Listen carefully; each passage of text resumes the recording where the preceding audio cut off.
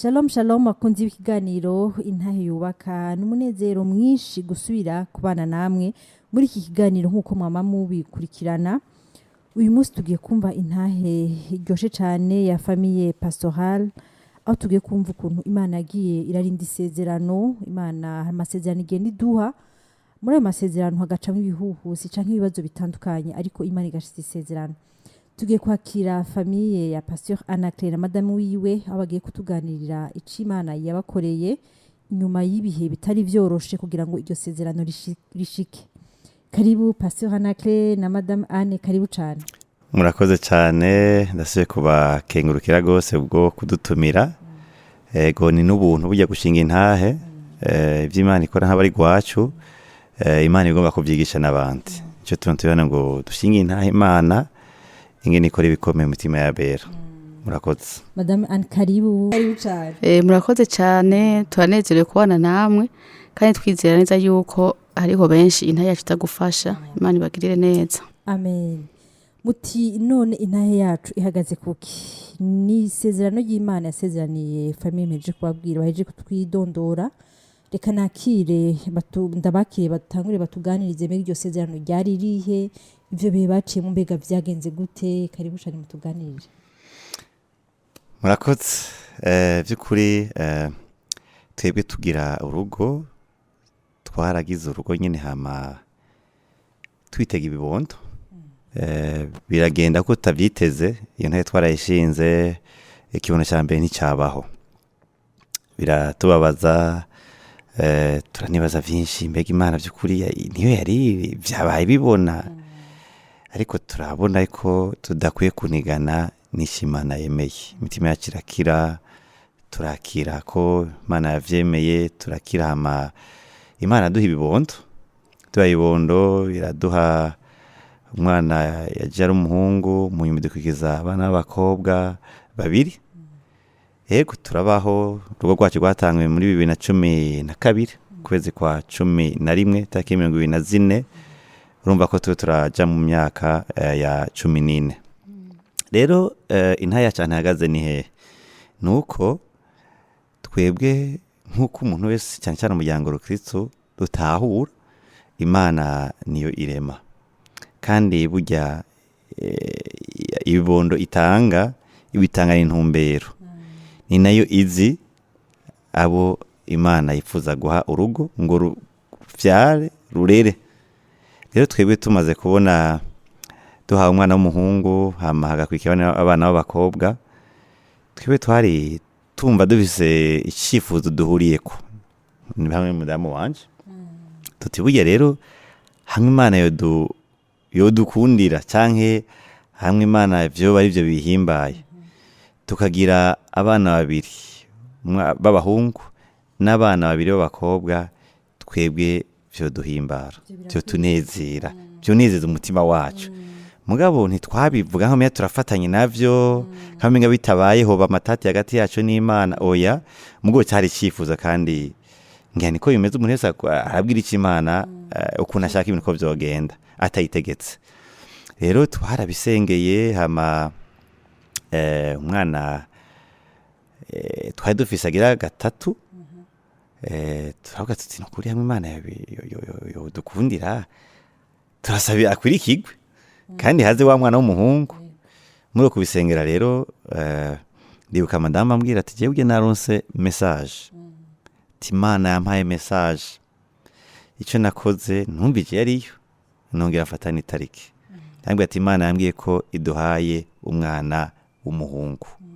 Numva mu bibiri rero, numva yuko Imana yavuze cyane cyane, numva ko kimwe twipfuza kandi twanayisaba yuko umwana azokurikira ari umuhungu. Jewe naravyizeye ko nasanzwe mfise intahe muri ubwo ruhande, kuko umwana wa kabiri Imana yamusezeraniye umwana wa mbere akivuka. Yarambwiye ati umwana azokurikira ari umukobwa. Irashira muri jewe inyota y'izina no mwita. Bega ntabaciremwo pasteur. Yego. Muri ico gihe madame aronka message. Yego. Mwariko murasengera umutwaro canke mwaronse message ko nyine? Yayironse bashaka yihagaze mu ishengero. Mugo twari muri ibihe ini saison mu Faransa cyo gusengera umwana. twari dusigaye dusengera kujya kuntu mu muryango ushobora guhita dusengera umwana uri mu gatondo uri mu ijoro uri mwagoroje muhira canke mwabyutse muhira tukabisengera nk'umuryango nyene rero iryo jambo arimpaye niko ndavuga ko je nararyakire by'ukuri ndagati ko Imana yavuze tuzoronka umwana w'umuhungu rero agira kabiri kumbu rero bya bindi bizoba tuzogira abana b'abahungu babiri n'abana b'abigeme babiri bwo rero urumva ko Imana yari ivutse ayi nta yacu ihagaze rero mbega byageze gute byarabaye by'ukuri byarabaye mugabo inyuma y'igihe sinovuga ko ari kirekire cyane mugabo reka mvuge ngo cyari kibabaje ntayo rero ihagaze ko by'ukuri Imana n'umwizigirwa kandi komeza n'abihanganye kabihanganisha ariko kandi ikuye kurindirwa ego isaba hezagira ego muratubwiye yuko ico gihe cyari kibabaje mbega cyari kibabaje mu buryo bwega mama wene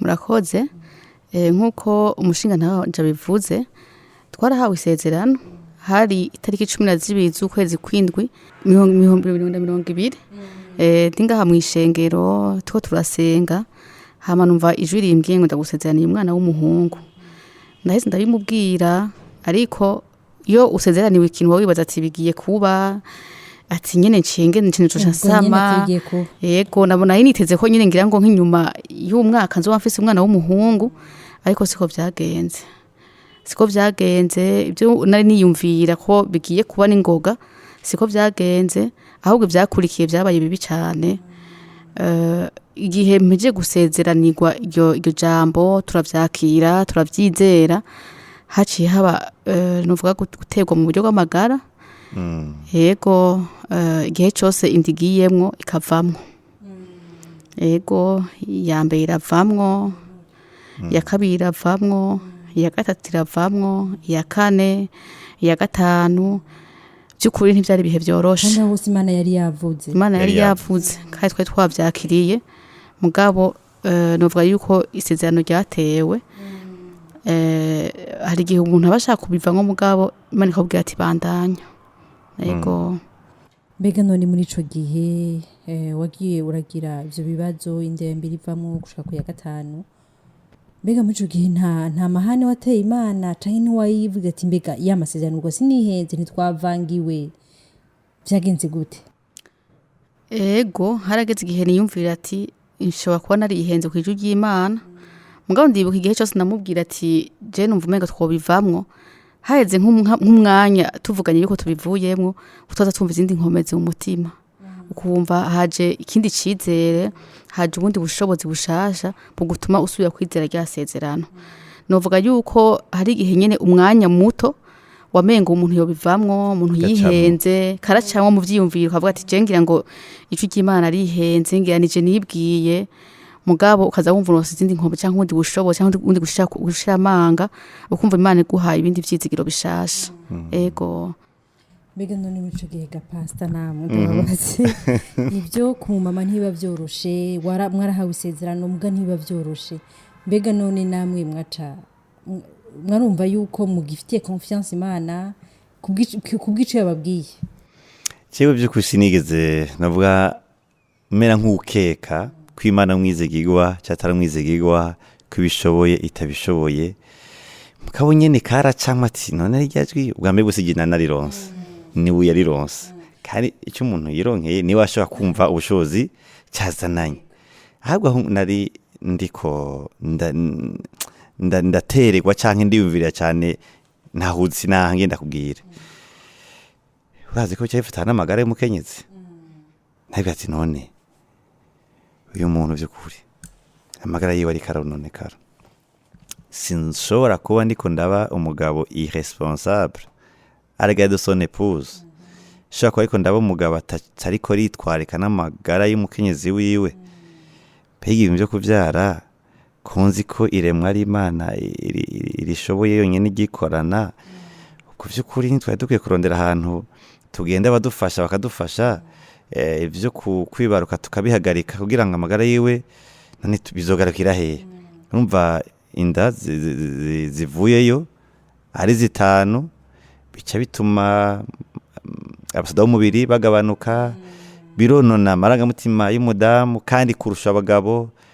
Narumva menga by'ukuri ndahantu menga ndi muri danger y'iki yuko nzohava asanga mu munsi umwe kahise kambwira ati wewe ntiwitaye umudamu wanje kandi ndamukunda kandi bikomeye. Mbuze bikomeye subo nkora byinshi mugabo mbwira Imana ati Imana nshoboza kuko je ndagomba kubikora. Hamwe manabwiye ati gawe turagukundana rindira gato abana bigiye haruguru bamwe bagende kubaka canke bagende kwiga kure hama ntanguri rero ibintu bikomeye. Narumva ati uyu muntu ndashaka gusanga kahise kazohava kandega kanyageza kandi kazonyagiza ibintu vyumvikana. Naravyumvira none ntitworondera abaganga badufasha. Naracyumvira n'ukuri rero sinakeka ku Mana mukabonye ntikabura kandi bugiye Imana itanze isezerano hari igihe igomba gucisha ahantu hagoye ku buryo uzotungwa na ryaja mu gisezerano. Rero karaza nako nabwo ati kubera ko ataje naronse niyo sezerano rigiye rishikire mu mutima wanje mu mpemo wanje ngo nironkere message ndonke ico tushobora kwita mu ifase assurance karacamwe rero. Ndumva ko bihagazemo neza kabisa. Reka mama we nsubire ndamubaza igihe inyuma y'ico gihe izo ngaziriko ziravamwo mbega no nisezerano byashitse gute byagenze gute mbega aho uri maze gushikaho ntimwatewe muri ico gihe byagenze gute? Nababwiye yuko iya gatatu sinababwiye umwaka yaviriyemwo ya nyuma nibaza ko yoba yarambabaje cyane niyo mu 2023. Ndumva amagara yanje ageze kure hamwe n'abaganga bambwira bati twibaza yuko ivyo bintu bihagarika kuko amagara yawe ari karamera nabi. Mugabo nubwo abaganga bambwiye yuko nari mfise ikintu nizeye mu mutima wanje, nari mfise ico naganiriye n'Imana kuko burya iyo Imana ivuze iba yavuze. Uravyumva bizana n'ubundi bushobozi babifise ubundi bubasha mu mutima wawe. Rero nubwo bambwira uko navuga ati reka umuntu areke gatoyi ngaho nkumva ryasezerano riguma rize Imana iguma kwibutsa. Nasanze Imana irindi sezerano ryayo kuko chaque fois nibagiye canke nkashaka kubivamwo narumva Imana isuye kunyibutsa.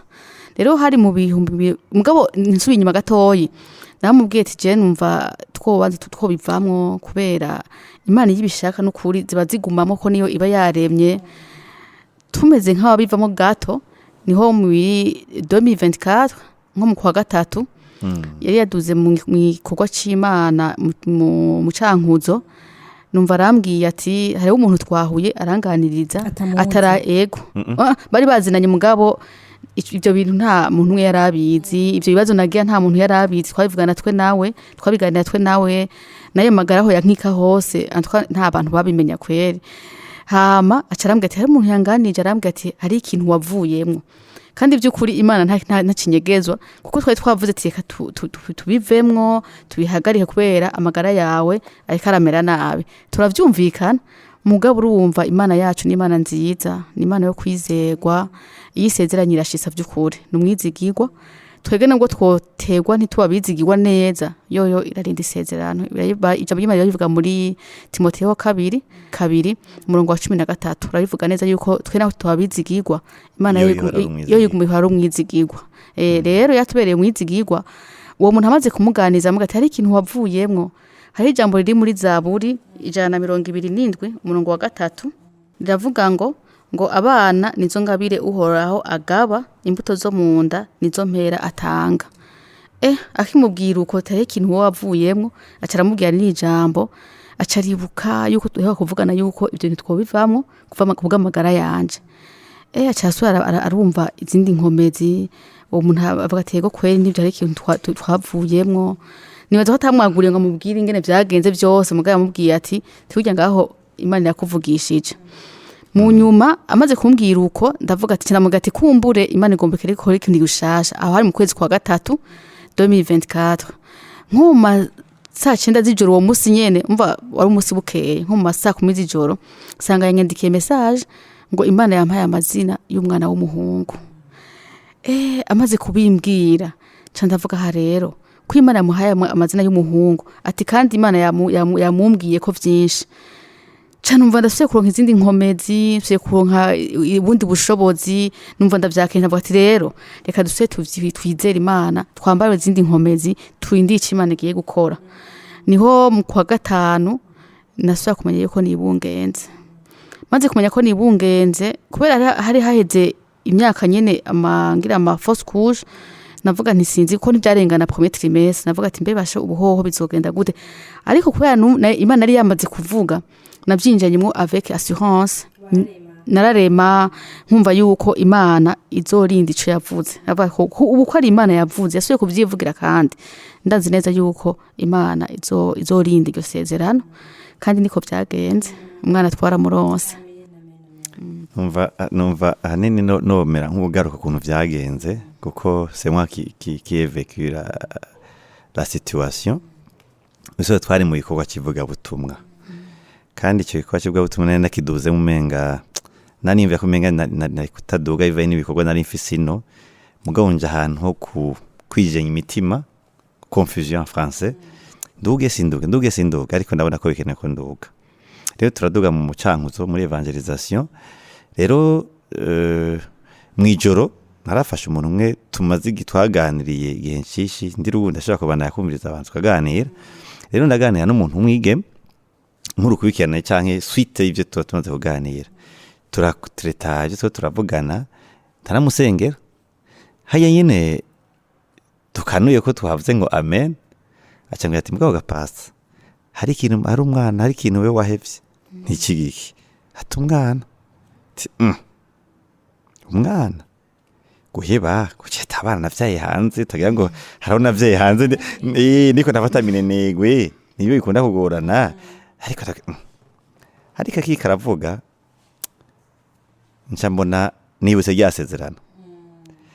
Igitona yibutse ni kubera ikinanje afe turumva twageze ahantu mu context yo kuvuga ati twebwe ntaro turahagaritse ibyo bintu, twavuga ati twebwe dukuri imbere y'Imana nta rubanza na rumwe, turayikunda turayemera tumakwikorera, twarahamagawe twebwe n'ukuri turashima kubo yaduhaye batatu kuko turazi ko hari n'abatarabaronka, ibyo turabitahura, turaza abo twasenge n'ubu batararonka, turazwe n'igikuba cy'ubuntu ijana kwijana. Rero twabwiye Imana uraduhakurira abantu. Rero maze kumbwira ngo umwana wahevye nakati ryasezerano yari umuntu nkuko yavuze tutocha dutwara muri byose details mbwa twavuze tuti nibimvuze twarasenze turaca mu bitoroshe by'amafosi ku 5 turabwiye Imana yuko twifuza kurera ba. Ariko rero turasenga turarangiza ndamushimira ko ampaye message, ariko tuvanye cange nanje hagiye nyene ndafata sengesho ndafata engagement ndabwiye Imana ati Mana ujya mwana w'umuhungu ndamwakiriye mu izina rya Yesu. Nuko twaje tubananye ibikorwa byo gutegura ingene byo kuryama kuko aho hari masaha y'ijoro cyane ndaryama ndyamye nk'isaha 9 bo ni isaha isanzwe ari yanje ni keshi mba mbona hari ibintu Imana ikiranganiriza cyane avyuka mbyutse numva ndi muri wa mwana ari nakiriye ndanaganiza no kuri we kwa umuhungu byo namaze kubimenya, ariko numva niko ndatwagwa no ku mazina yiwe, ndatwagwa no kuvyekeye ingene azobakorera Imana, ndatwagwa no kungabira azobakoreramwe byose ndavyumva. Erega kinumva ko kari siruvuga ngo nari mpumirije, sinovuga ngo nari ahantu mwitiro, narabona nkuko nyene kandi Imana iganiza abantu byo butandukanye niko Imana iganiriza. Erega kinumva ko nyine Imana twaganiriye ko azora umuhungu nta kibazo, amazina byose numva ko biclare en moi. Rero kubera ko tubyuka tujya muri matinale twitegura tugenda kuri evangelisation mu misozi itandukanye, nagwa ati madame ajya kubyuka ajya mu by'abana bagenda ku ishuri acagenda ku kazi, ndazi bava bigora ko tuvugana mu gatondo ariko ni inkuru ishushe nkwishe ya majambo ikirundi. Nagwa ati madame ikintu no mubwira reka nandike message wewe ajya kwisoma haronkera kanya. Nagwa ati duha umwana w'umuhungu azo yitwa amazina ye, amazina 3 nari nahawe. nzi ko rero ajya kugira pause saa na nusu nanjye nzuba tetre ndiko ndava kuri evangelisation cya tuvugana ku telefone rero cyace bigenda uko umwana carashika na nubu umwana mwiza cyane yego mbega none pastor sawa mu gihe iyo umuntu ahawe isezerano n'Imana agasezeranirwa mbega isezerano rirategwa kuko hari igihe umuntu avuga ati Imana yarakimbwiye iki kintu ko Imana ari ikivuze peut-être kizoba tic-tac cyangwa kizoca kiba ubwo nyene mbega none muri ico gihe nka mwebwe muba muzi cyane ibintu vy'ibijanye n'ivy'Imana mbega iyo umuntu ahawe isezerano rirategwa bigenda gute? murakoze ku kibazo sinzi ko twovuga ngo ni isezerano ritegwa ariko tuvuge ngo ni umuntu ategwa uwasezeraniwe ni wategwa ariko kandi hari ijambo bita kwireshangishwa mu kirundi kuvuga ibidakenewe rero Imana ntireshangishwa hari igituma Imana iba yavuze iryo sezerano aba ari ukugira ngo rize rigutunge uzurihagarare ko mu gusenga mu kwitega mu gihe hazoba hariko haba igihushane c'ivyo bitandukanye naryo naho rero wumva Imana yavuze itariki 12 kwezi kwindwi 2020 Imana ibwira umudamu ari ngaha mwishengero ko duhawe umwana w'umuhungu naho twaje tumenyere rero tugenda 2020 yebiba 22 3 4 arama fausse couche kuyanda 5 cyumva mugabo by'ukuri twaragumanako naho umva byashitse ugasanga tuti Mana gushaka ko ari tushaka twarihenze rero by'ukuri biratekwa Satani yacafatira kuri vya bihe bibi umuntu karabamwo akaja agomba kuza kumbwira yuko ahubwo Imana ibesha canke itavuze kugira ngo bikunde ducike intege twatura amajambo atariyo bamwe batangura kuvuga umenga n'Imana nta no kubana yatuyikurikira kugira ngo ubwabugingo bwacu bwume haza ubugaragwa mu mitima yacu dusigare turaba abantu bumye amarangamutima yawe yamaze gukomereka n'ibindi rero n'umuntu ategwa isezerano ryo kuko nyene ryo aba yarivuze abona ko ari bashoboye kurikora ari we Mana vy'ukuri ntirihinduka Imana yavuze biteza kuba n'umwizigirwa mugabo jewe nama mvuga mu nyigisho igikomeye suko ibintu bishika gikomeye nijya nyifato wari ufise imbere yuko bishika kuko bishobora kuza Imana wisuzuguje mu mvugo mu ngiro mu nyifato Imana ikaguha kubera nyene iyo yari umwizigirwa ukacunezerwa ko ibintu byashitse ariko nevuga ati nawe waramara maje mukundindira rero ntiyategwa isezerano hategwa umuntu kandi yatewe ntabimenye arashaka kubaho ubuzima butaha Imana icubahiro mu kutihangana kwiye Imana idufashe cyane mbega mama wowe turangiza ikiganiro cacu uyu munsi hashobora kuba hari umumama ariko aca mu bihe mwaciyemo cyane cyane nk'abavyeyi niwe mwumva ubwo bubabare canke ayo ma-emotion ukavyumva cyane cyane nk'umuntu w'umumama w'umuvyeyi mbega nakahe kajambo canke ni jambo babwira umumama yoba ariko aca mu bihe nk'ivyo waciyemo yoba ariko aratwumviriza canke nk'umumama atararonka urwo ruvyaro mbega ni iki kintu wumva wobabwira wobateramwo intege kugira ngo babandanye bashishikara kwizera Imana malgré ivyo bihe bigoye baba bariko baracamo murakoze cyane imbere yuko mvuga kuri ico mumbajije nagiye manze nunganire umushinga ntaye wanje kuri ico kintu c'isezerano yuko ritegwa canke ridategwa by'ukuri nivyo n'umuntu ategwa kuko urumva ko natewe mu magara ndibuka yuko ndi ndo mu kwibaruka ku mezi 8 twaratewe cyane turagwara n'umwana wundi mwana wonyene yagomba gukurikirwa birayo ibintu bikomeye cyane mugabo je ikintu canezereye nuko umutima wanje wagomye ushikamye hari igihe Satani atera umubiri mugabo ntashikira umutima nagumye numva impemu yanje ari nzima nguma numva nizeye Imana nguma numva ndayifitiye icizere ko ico yasezeranye izogishitsa gushika kuiherezo umwana akaboneka rero nubwo twadutegwa Imana yoyo ntiva kuco yasezeranye rero ibyo ndabishimira Imana cyane ngiye kuri ico naco mwari mumbajije nagomba gutera intege mu kenyezi canke abakenyezi baba bariko baca mu bihe bitoroshe baba barahawe isezerano ariko bakaba babona biriko bigenda nk'uko vyasezeranywe canke nkuko bari bavyiteze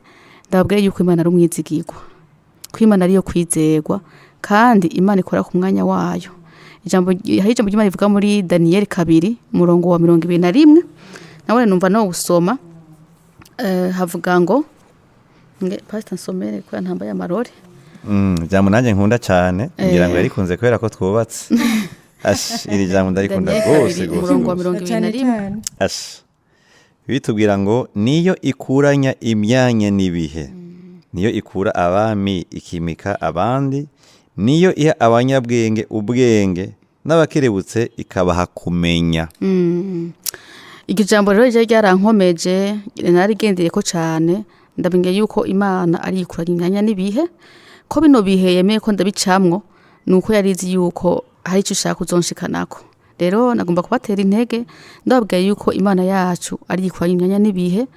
Ibihe bibi si byo kwamamwo ahubwo n'ibihani biza kugira ngo bidukomeze bitwegereze Imana biduhe cyane no kuyizera gose no kuyigira icizere gose no mu gihe biba bidashoboka. Rero numva no bahamagarira kwizera Imana no kuyizigira bamenye yuko Imana yacu biteba canke binyaruka Imana yacu niyo kwizera niyo kwizerwa vyoroha canke biguma Imana irashikana isezerano. N'abatararonka twaraciye mu bihe byo kubura n'abatararonka bagume bizeye Imana bizigiye Imana kubera ariyo nyene ikuranya imyanya n'ibihe twizera neza yuko nabone nkuko Imana ari umwizigirwa izobabera umwizigirwa kandi izoshitsa ico yasezeranye ku buzima bwabo. Ego turangiza pastor nakaye kajambo nawe ubwira bariko baratwumviriza ko kubatera intege. Murakoze cyane cyawe ndizere ikintu kimwe ngire mvuge turamenyereye amasengesho abenshi aryoshe kuko abafise urutonde abafise kohara abafise abantu bateguye ibintu abafise indirimbo zasuzumwe by'ukuri n'abantu bamaze kumenyera ku buryo recruté d'ensemble ibiryoshe. Ariko rero nasanze muri bino bihe usanga ducamo turindiriza amasezerano canke turi ahantu turiko tuca mu bitoroshe nize kugira igikorane cya jenyene kimwe kibera indani y'umutima. Yavuze ko twagwaye ntiyabitevye ko mbwa twaragwaye cyane ningaho tuvuga ku kwezi kwa 11 kwa 12 kose muri 2024 ari mu mezi 8 no ku 9 niho twaba mu bitaro. Yari ku miti myinshi yari ku nshinge nyinshi uko niko n'umwana yarahari umwana aragwaye nawe ni aragwara cyane ku buryo akwa gutaha n'ukuri arategwa n'amaraso abanza kubura. Mugabo ikintu mbavuga ni iki kubera narinzi Imana yavuze sinigeze bicana mu vyumvira ko atazoshikana ujya mwana yibungenze. Mugabo nagenda abwira yarababaye umukenzi yarababaye kubera kuvugwa inshinge nyinshi imiti myinshi uko byatumye agwara hajemo n'ingwara y'isukari diabete ziramwo cyo n'umukenzi yibungenze imiti bamutera insuline n'ibindi yarabaye. Mugabo jewe naragumanye muri jewe gikorane kitazima cyagikorane Imana atakibazo ifise yumva ruwanje kuri amashimwe kuriya amatazirano kuriyo yumva kudakeka kubyeke ikiri kwitwa inkuna cyane intanku ntishobora kubyemera ko umugwaneza bincishamwo. Mugabo ndemera ngo ndahantu hatoroshe kuko waca wumva umuntu usabana bagenda ku ishure ku ishengero mu bitaro kandi byari bitaro byo mu Kinindo ntihari horoshe uba ngaha za Gihosha nukuri nama muri iryo barabara hamwe ku ishengero hangiye ku ishure ry'umwana hangiye ku bitaro mu gatondo saa 7 mw'ijoro kandi ntabafungura icari cyo cyose imwe nkaja kubirondera hariya na hariya nukuri aho kuruha bigira nararushe umubiri. Mugabo gikorane kiwanje kindani indirimbo ziwanje zitakiye muri studio ama verse ari bien expliqué y'amajambo ari mu Bibiliya yiwanje hamwe guma waturahuri yarari muri jewe. Rero icyo nahanura iniki uri mu bihe bitoroshe gikorane uri mu bihe utaronka n'abantu ko igihe umuntu arondera abantu bakaza mwanya tabashaka canke wa mwanya utevye igikorane cyawe kirahari hari indirimbo ziwawe hari imirongo y'Bibiliya yiwawe hari amasengesho yiwawe hari ukwizera kwiwawe ubaka igikorane kimotere Imana muri ibyo bihe nyine bijye nyine ubena bidasiguritse Imana yubahwe muri ivyo hamuzongere kwishimwe umunsi ibyo ndiye bizoba bishitse. Jewe naraje ngaha muri veye umudamu uca yibaruka nta n'uwa nabizikitsa abo nawe nayibwiye nagira ati bizoba tareke zibiri ego rero by'ukuri Imana tugiriye neza mugabo ibanga ni iryo kugira umutima urimo igikorana indani Yesu abezagire gose. Intahe cyane nizere ko mwafashijwe n'intahe abariko baradukurikirana twumvise yuko Imana yabanye nabo yarabasezerana ariko ntihabuze ibibazo nkuko bagiye barabivuga sino bigaruka ko ibibazo bizoza ibihuhusi bizoza mwisezerana Imana yakubwiye muci Imana yavuganye nawe mbega uzovyifatamo gute twumvise ibyo bagiye baradusangiza kudutegerezwa kuba dufise amasengesho turiko turabamwo igikorane cacu n'Imana. Reka nenda bashimire nizera yuko mubandanya mubana natwe n'umuntu ahizo sitira imbere shimira n'umuryango famille pastorale batwitavye ndabashimire cyane mwakoze cyane murakoze cyane ndashimira mwabanye natwe mugakurikirana intahe Imana ibamugisha.